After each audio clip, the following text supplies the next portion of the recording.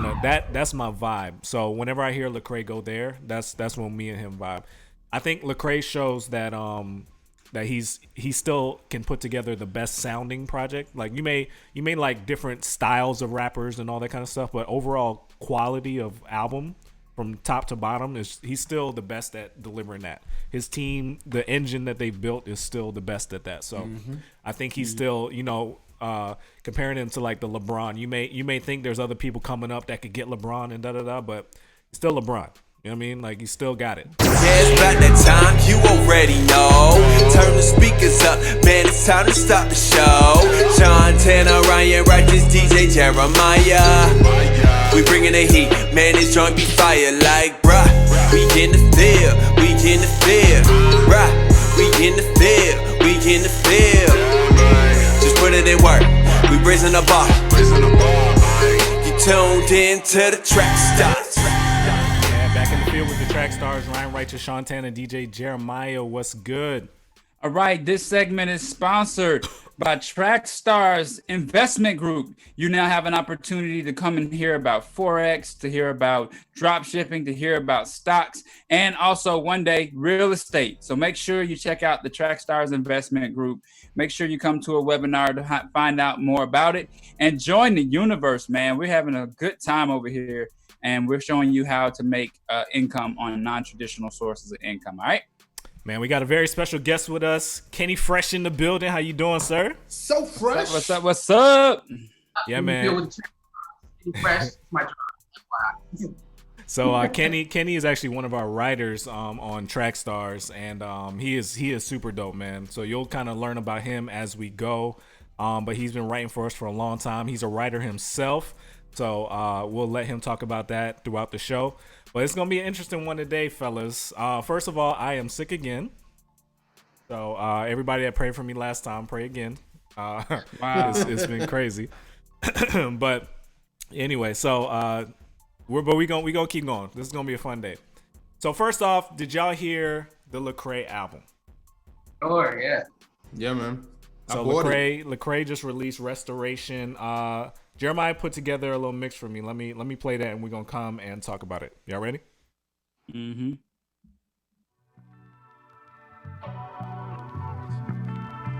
I lost everything I had inside a couple years. Lost my faith, I lost my mind, I lost a lot of tears. Let me go. I've been going through so much, I swear these people at my throat. That's on me, that's on mamas. On my mama, I can't take no more, so miss me with that drama. Get your commas. Much. Scared I'ma lose my touch. I'm trying to hold what I can't have. Lord God, please loosen up my grasp. I've been broken hearted, mind departed, stopped and started, lost my hope and lost my way. Nike deal, all I see is checks. They on Instagram, flexing for respect. You can win a jet, I don't care, fly. Cross the ocean till we made it. And my DNA test said the west side of the motherland is where they take us from. Never remember daddy's side, so I couldn't tell y'all if I'm Zulu. I might go crazy, I might go MJ back in the 80s, back in the 90s. I might go off, or they better not try me. It might get dicey. I ain't trying to go back to the old me. I'm trying to hang on like my mama told me. Cause I've been that way over my head. Shame got me sinking, going off the deep end. Heartache took my breath away, now I'm barely breathing. I mean, I made a couple hits. I know celebs and all, and when I wear can pay the rent. But on the inside, I'm sick. I know I'm bound to fall. I'm chasing the world of its pleasures. Careful about what you treasure. I'm a new Diablo. Father touched me like I'm Pablo. Sunday service on the front stoop with a cup of tea in a condo. Tony Evans kicking convo, walking me through my storm. Like dogs catching plays. Take you on a trip down memory lane. Pistol sister stealing mama's liquor. 17, I think I fell in love with a stripper. Come too far to let it go. Tell all my partners, hold your head until we home. We never quit, we just do it to death. I ain't gonna go to no life in my breath. After they carry it, bury me, tell them no worry, I'll be back to finish my reps. Dress, I got it blazing. Burning all these bridges, misbehaving. Going crazy. I've been really out here praying, looking lately. I ain't acting right, I know the way my mama raised me. From my brokenness, no pills for hopelessness. I still pop them trying to cope with it. I cry from loneliness. Devil played his part and played me. I'm foolish, grew too lazy. God say take heed less too far, but I'm such an October baby. I got too much to say, but haven't said enough. I call the music business bluff. I ain't famous enough. Who cares if they think I'm saved enough? Grace is sufficient. My blood donor gave enough. And they be tripping when they. All right, what y'all think? What y'all think? Yeah. Restoration. Yeah. What you think, Jeremiah? Let's go with Kenny first. Okay, Kenny, what you think, man? I love the album. I've been waiting for it for a long time. I had the mug on repeat all day yesterday. So like Sunday morning, like you can low key have a worship session to that, John, man. Finally, him and Kirk Franklin on the track. The whole thing slaps. I'm trying to figure out what song I'm gonna make my text tone and my ringtone. I'm feeling Zombie and Sunday morning for sure. I think it's a mature album. I feel like Lecrae has given us different sides of him, but I think this is the one that he wants us to pay the most attention to. And the reason why I'm saying that is because this is the one that everybody feels like they want. Like they want success. They want the money. They want everything. And it was still not enough. And I think that's the message he wants people to know is like Christ isn't the enough that we are trying to get in this life. Like what we need in this life is Christ, and that's it. And I think he talks about it very well in majority of these songs. Like he's talking about like, man, I got my family, I'm good. I got Christ, I'm good. You know, I tried the worldliness, I tried this, I tried that, I tried blah blah blah. I mean, like he has a video with him breaking a hammer over his Tori Kelly song with him with a plaque, and it's just like, wow, you know what I mean? That's an achievement that you did. Like it was like a gold album or a platinum album, I can't remember which one, but that's just what I felt like. And I felt like it's a very mature album, even though some of the production on it is still, like he says, slaps and it still got beats and it still goes. But at the same time, the content is a mature content. It's not just, you know what I mean? It's just like he is like I would say it's like a mature rebel. And what I mean by that is like it's him still telling us, even as our community, like, hey, once we get in these spaces, y'all think one thing, but it's really something else, and it's not going to fulfill you like you think it is. So I like the project. Like I said, I need to listen to it some more times just to get the feel of it. But I feel like Lecrae, this is a mature Lecrae, and I feel like if he continues to give us this, then I feel like we're on the right track. And then also I feel like he understands everything that he put in this project, even with the docu-series, just exposing so much in that series. I mean, it was a good rollout. I think this is one of his best rollouts as well. So that's dope.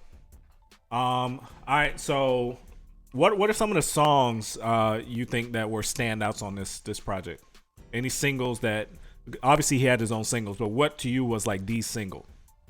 To me, I believe Still is a single. Like that record is crossover. I think that joint is fire. I like Over the Top. Over the Top is the hammer time for this album for me. I feel like that joint is dope. I wasn't too fond of Drown. I thought it was cool. Zombie does go. Sunday Morning goes too. So those are a few records that I like. I like Set Me Free. I like the sample he did with Mary Shackles. But for me, the ones that really, really stand out was Over the Top and then Still. I really like those. Those were the ones. And I like Sunday Morning and Zombie. So I'll say something. So what's funny is that I actually listened to the critics before I actually heard any of the project, but I did start playing it on my own. I didn't agree with the critics, man. Somebody DM'd me and told me that they felt like this was a boring Lecrae project, and I definitely didn't feel that. What was interesting was that I had a lot of anticipation for the project based on what we heard from Ace and Marcus over at Reach Records. When they were on the show, they said that this was his best project, right? They said you're going to get a mature Lecrae. You're going to get a balanced Lecrae, like a refocused Lecrae. And I think that's exactly what I heard. So I definitely wasn't disappointed, even from the songs that I did hear and the samples of the rest of them. I mean, I'm a big Lecrae fan. My favorite rapper. I say that all the time because so many things make him my favorite rapper. But I think it's just the fact that I'm able to be 100% comfortable listening to his music, not feeling, like my spirit is vexed or that I got to worry about, the music around my kids. So there's a lot of things that make him my favorite rapper, but his versatility on this project, the fact that he's got, Kurt Franklin, the fact that he's got, some samples on there, it just means that, we just got a refreshed Lecrae. And I agree with Jeremiah too. I could hear remnants of the Rebel album in there.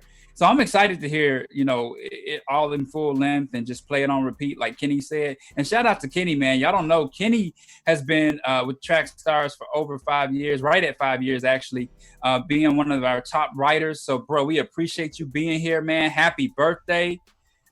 This is cool for you to come hang out with us, man. We really appreciate that, man. Yeah, man. So it's interesting. Jeremiah's list is totally different than mine. I would say I'll just say my favorite one. My favorite was Deep End. That's my flavor right there. The vocal sample, that's my vibe. So whenever I hear Lecrae go there, that's when me and him vibe. I think Lecrae shows that that he still can put together the best sounding project. Like you may like different styles of rappers and all that kind of stuff, but overall quality of album from top to bottom he's still the best at delivering that. His team, the engine that they've built is still the best at that. So I think he's still, comparing him to like the LeBron. You may think there's other people coming up that could get LeBron and but it's still LeBron. You know what I mean? Like he's still got it. So I think that's what this one shows is just he's mastered putting out good albums. So whether you like him or not, it's still a good album. You know what I mean? Was anybody disappointed not to hear any other Reach artists on it? Go ahead, Kenny. I didn't notice it until you mentioned it. He didn't have any Reach. I really didn't notice that. I was sucked in by the beats and the vibes. My favorite, the single for me was Nothing Left to Hide because they use it so much in the promo, and I just love that chant. I feel like, I haven't checked the credits, but I feel like S1 made that. It just sounds like something S1 would do. And I really like that. But yeah, there's no Reach on there. That's crazy. But one of the songs, I can't remember what song it was offhand. One of the songs sounded like the hook was One Day. I can't remember what song. I could tell One Day helped on something. I could tell. One of the songs sounded like her hook when she was rapping, or the way she was saying it, or whoever was saying it, it sounded like One Day. So yeah. So another question I have for you: do you think that he started working on this project before he left Columbia? I don't know, because his rollout, and the reason why I'm asking that because I'm seeing Lecrae everywhere, and I'm like, okay, how people's rollout and financially you present that your project to the world is not just an indie, you know what I'm saying? So I that's why like the question would be like, maybe this was his last project on Columbia, and it was like he handed it in and was like, okay, I'm done with you guys, and I'm not gonna mess with you. I'm severing ties. So maybe this was his last project on Columbia. I mean, I don't know, but but I don't know. Do they still have distribution through Columbia though? Because I know one time they did. So the reason I asked the question, and I know, Kenny, you got a point you want to make. The reason I asked the question is because I was wondering if he was like held back from using Reach artists. You know what I mean? Like, was it one of those things where they were like, hey, get Kurt Franklin, hey, get some other people that the industry might know more, like John Legend. Would that be something that a major label would make a decision on where the rest of your crew has to kind of like fall back? I would say probably. Yeah, that's probably is too, because, or probably him himself was like, hey, I want to work with John Legend, and so they probably made that phone call. I want to work with YK Osiris, so I want to work with. I hope I say her name right. Dania Lee. I want to work with these people because I want to see them on their come up. One, John Legend is a legend, and then also I see these people on their come up. and I really want them to work. You know what I'm saying?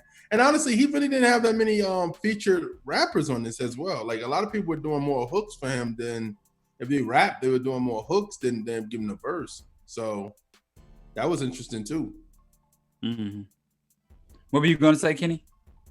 My point was going to be like, I think he had the album. The album was complete, I think, before he left Columbia, because I think in a video or maybe a post like right after he announced it, like he said that they let him leave with the album, which is very uncommon. And so I think the album was done or just about, because it was supposed to come out in March. Yeah. So I think the album was already complete. And I think the reason that he didn't have a lot of rappers on there is because, you know, certain artists, whenever they come back and they're refreshed, they want to tell their story and not have too many artists on there. So I think it was just one of those, like, you know, no one can really talk about the process of being restored, of Lecrae's restoration, better than himself. And I think the featured artists kind of added, like you said, to the hook, kind of help bring the flavor across. But I feel like this is really just Lecrae's story. I think that's why there's not a lot of people on there. Yeah, I just I'm proud of Lecrae because I mean, this whole album is you guys remember when we talked to him at the studio and he was saying like how he went through a real rough time after that whole anomaly after Music Stop season and went through depression, and I'm seeing him say that again on his documentary. And I think there was a pastor that said something in his documentary that I've been saying for a long time. And whenever we talk about idols, can Christians ever become like idols, you know, or icons? And we were talking about Michael Jackson and how I really believe that Michael Jackson deteriorated because of the weight of the glory that was given to him, right? That we're not made to receive that kind of glory, receive that kind of earthly praise. And when you receive so much of it, your body can't handle it, because with the praise comes not just praise, but you get a lot of critics as well. And, right. And the good things and the bad things will mess your mind up. The good things will make you think too much of yourself, and the bad things will make you think too little of yourself. And that back and forth tug between thinking too much and thinking too little of yourself can rip you apart. God is the only one that can handle that level of glory, that level of attention, that level of praise. So people like Lecrae, who got all of the glory of CHH thrusted on his back, like, go, you be the savior, right? That's a lot of pressure, man. And I think it hurt him, especially when the whole Black Lives Matter stuff started backfiring on him, and I'm not a Christian hip hop artist stuff started backfiring on him. Yeah. All that stuff hit him at the same time, and I just think that it's a good story to see, like, wow, like everybody wants to be famous, everybody wants to be the best of this and that, but you don't know what comes with that. Like, it could ruin your life, your marriage, your family, your own personal happiness, your peace. What are you really wanting out of this thing? Do you really want that, or do you want something better than that? I think that story is a good one to hear. Let me ask you this question. How far do you think Lecrae's influence goes? Like, when we think about the people that he has impacted with his music, would you say that's in the, I mean, I know now because of the Louis Giglio situation and trending on Twitter that he's probably been exposed to, you know, hundreds of millions of people. But before that, how much weight do you think he really carried as far as people knowing who he is, what he was about, what he stands for, all of that? I would say that a lot of people knew who Lecrae was. I know I have family members, I have coworkers who they listen to hip hop and they be like, and I tell them about our show and stuff, and they be like, yo, that one Christian rapper, and I'm like, Lecrae, like, yeah, him, he's good. And I'm like, wow, that y'all know about him like that. And like I said, I have a cousin who right now is incarcerated, but I went up to New Jersey for my sister passed a couple years ago, and we were having a conversation, and he was like, man, Lecrae, he dope, man, he dope. And I'm like, you know about Lecrae? Like, so his reach is there. No pun intended. His reach is there, but I think that he was the one that people knew about a lot. And it wasn't like, I think we had that conversation almost like about Mouthpiece, where it was like, Mouthpiece was so dope of how he can rap and doesn't sound like cringy talking about the scriptures. And I think Lecrae has that same thing where he could use a scripture in a rhyme and people don't be like, it could be like, wow, this is good. Like, I'll listen to this because It's energetic. It doesn't sound like he's trying to be something he's not. But he creates great music. And I mean, that's the big step, the music. If your music is good, people will listen to what you got to say. If your music is slaps, or if it's if people can feel what you're talking about as well. Lecrae is still the only Christian rapper some people even know about. Like, you ask them, do you know anything about Christian rap? I know Lecrae. Yep.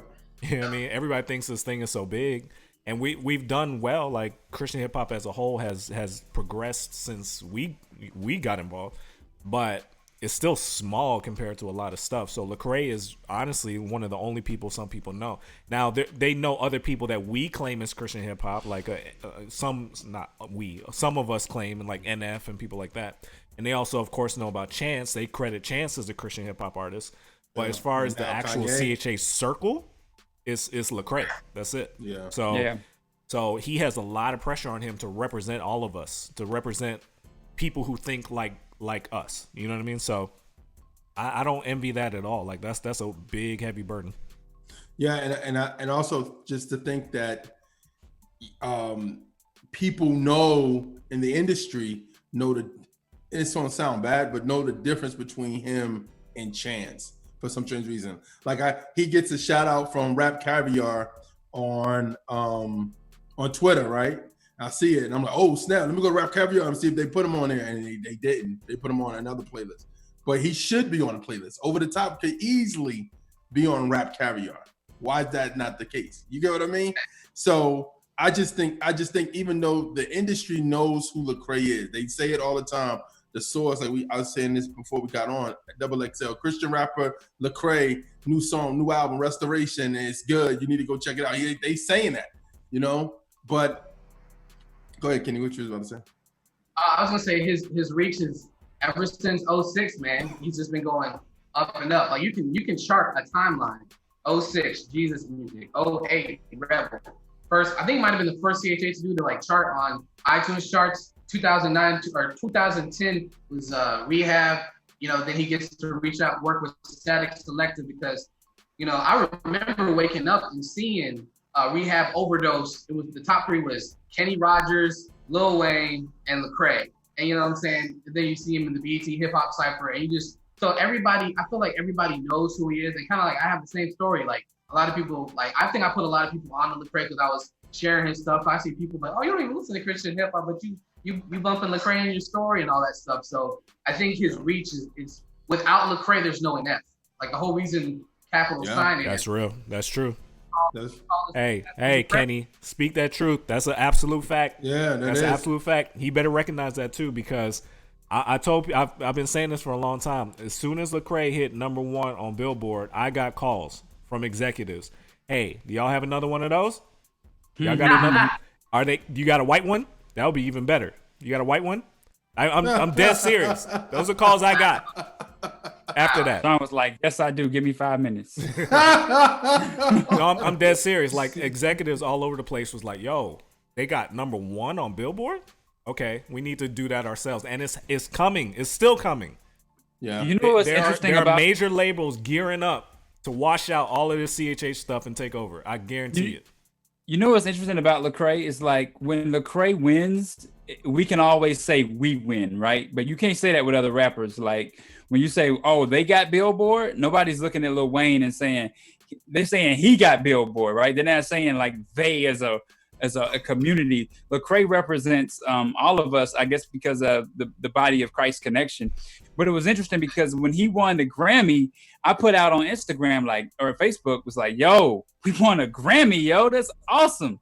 And I was like, we all through my chats, you know. So it's different because it's kind of like we were talking about the body of Christ, because he's encompassed in the body of Christ. We can include him, and it feels like a win for all of us because that's ultimately all we talk about ever is getting godly music and influence into the mainstream. And so when you do that, when you see someone doing that, it's like, okay, we as the body of Christ are winning, and that's amazing. And so you can't say that with any other mainstream rapper out there. You know, it's amazing.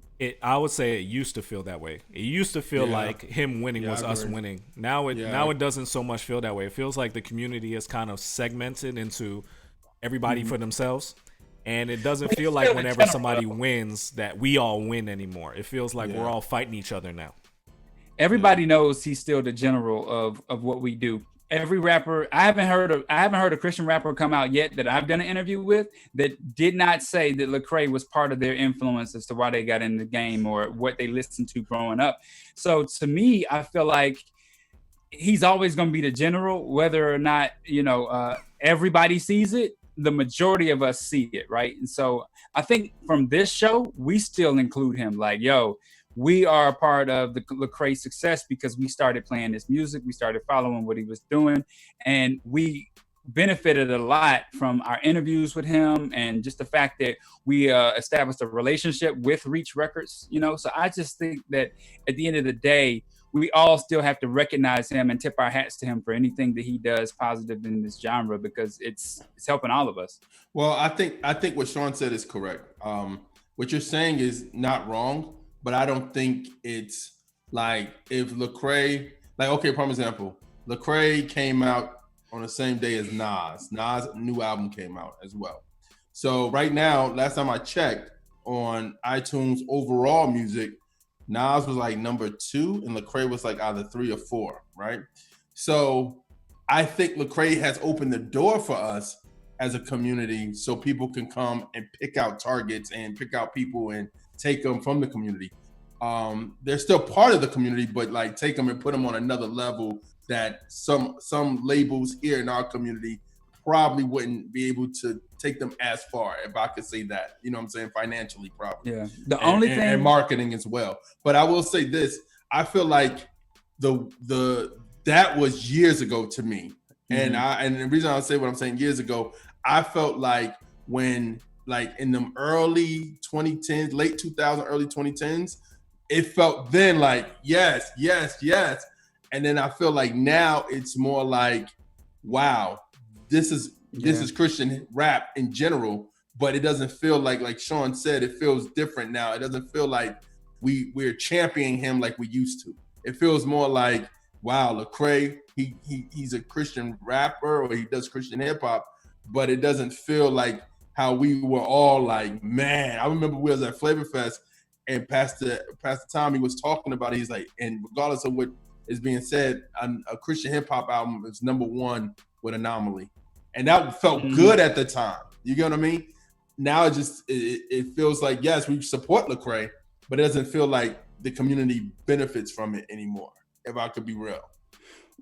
Well, I think we're surprised to his success because, when Gravity dropped in 2012, that mug was number 1 in iTunes in like 4 different countries. And it really did feel like a real win. And it felt like, hey, this is actually possible. Doors open. And now, okay, he went number 1. Or he's in the top. We expect that. Like, I think there's more like of a celebration when he didn't do that well with All Things Work Together, when he really took more of a staunch support of like Black Lives and things like that. I feel like you almost saw more people celebrating the fact that his numbers weren't that good.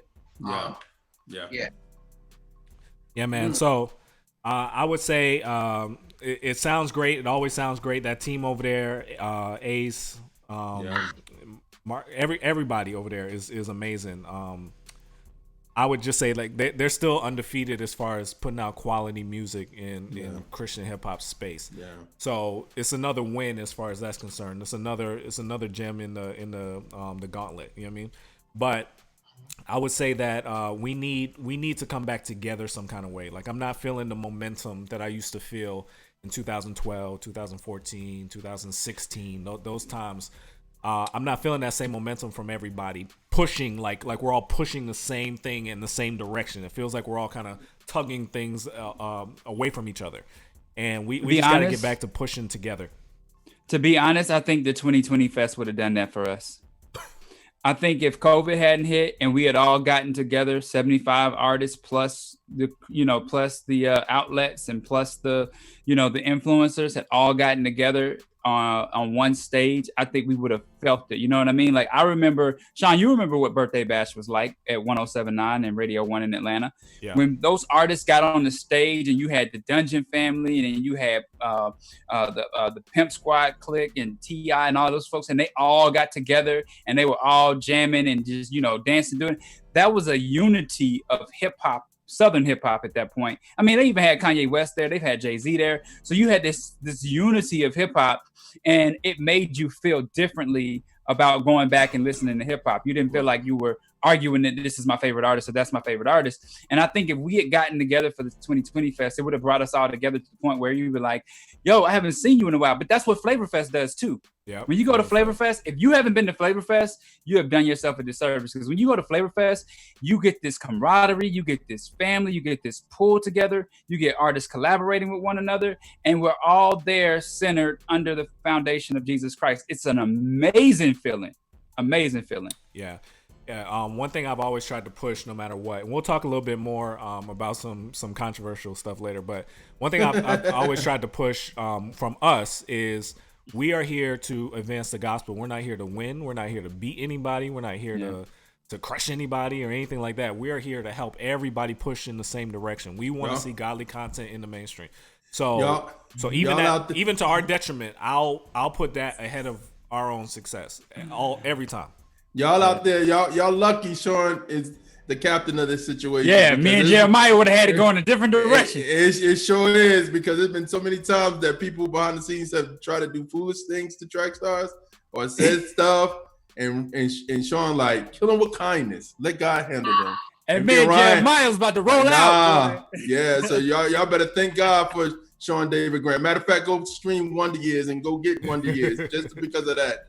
Yep. No, but I already promised God, like, no matter what happens to me personally, even if Trackstarz isn't the thing that everybody remembers, right? Yeah. If we can help whoever it is get to the place where they can proclaim the gospel in front of millions of people, to where they can get movies into theaters, where they can get shows on TV, where they can get books made and whatever content that gets distributed on a massive level, if they can get godly quality content that's free of politics, that's free of personal agenda, if we can motivate the person to go do that, that's good enough for me, even if nobody remembers we existed. You know what I mean? So that puts us in a place where we pass up on things sometimes that could put us in a bigger spotlight, because we're trying to stay true to that pure vision that we had when we started.